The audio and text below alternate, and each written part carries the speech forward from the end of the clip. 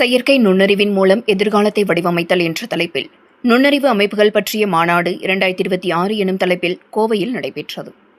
கோவை அரசூர் பகுதியில் உள்ள KPR கலையறிவியல் மற்றும் ஆராய்ச்சி கல்லூரியின் நுண்ணறிவு அமைப்புகள் மற்றும் தரவு அறிவியல் புலத்தின் சார்பில் செயற்கை நுண்ணறிவின் மூலம் எதிர்காலத்தை வடிவமைத்தல் என்ற தலைப்பில் நுண்ணறிவு அமைப்புகள் பற்றிய மாநாடு 2026 கல்லூரி கலையரங்கில் நடைபெற்றது. இந்நிகழ்வில் நுண்ணறிவு அமைப்புகள் மற்றும் தரவு அறிவியல் புலத்தின் முதன்மையர் முனைவர் பிரதீபா வரவேற்புரை வழங்கினார். கல்லூரி முதல்வர் முனைவர் கீதா தலைமை உரையாற்றினார். தொழில்நுட்ப புதுமையின் முக்கியத்துவத்தையும் மாணவர்கள் புதுமையான எதிர்காலத்திற்கு ஏற்றவாறு தயாராக வேண்டும் என்பதையும் வலியுறுத்தினார். இந்நிகழ்வில் சிறப்பு விருந்தினராக கலந்து கொண்ட பெங்களூர் மைக்ரோசாப்ட் அபிவிருத்தி வழிகாட்டி கமல் எஸ் உரையில் மாணவர்களின் அன்றாட வாழ்விலும் தொழில் வாழ்க்கையிலும் செயற்கை நுண்ணறிவு கல்வி துணையாக அமைகிறது என்பதை விளக்கினார். கோவை டிஜிட்டல் பிரசிடியோ நிறுவனத்தின் விநியோக இயக்குநர் ராம்குமார் குப்புசாமி ஆற்றிய சிறப்புரையில் நுண்ணறிவு கட்டமைப்புகள் தொழில்துறையில் ஏற்படுத்தும் மாற்றங்களை பற்றி எடுத்துரைத்தார். மைக்ரோசாப்ட் குறித்த அமர்வில் சென்னை டாடா ஆலோசனை மைய உதவி ஆலோசகர் சரவணன் கணேசன் உரையில் நிறுவன தரத்திலான AI முகவர்களை உருவாக்கும் முறைகளை பற்றி விளக்கினார்.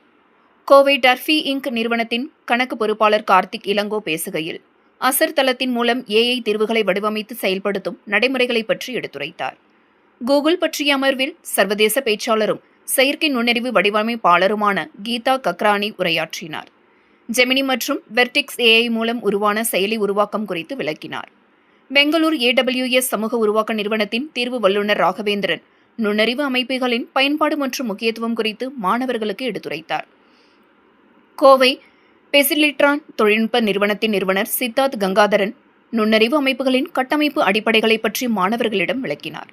இன்றைய கல்வி மற்றும் தொழில்துறை சூழலில் மாணவர்கள் உண்மையான உலக திட்டங்களில் செயற்கை நுண்ணறிவை திறம்பட ஒருங்கிணைக்கும் திறன்களின் அடிப்படையில் மதிப்பீடு செய்யப்படுகின்றனர். அந்த நிலையை கருத்தில் கொண்டு இம்மாநாடு புதுமைத்திறன் வேலைவாய்ப்பு தகுதி மற்றும் தொழில் தயார் நிலை ஆகியவற்றை மேம்படுத்த தேவையான அனுபவத்தை மாணவர்களுக்கு வழங்கியது.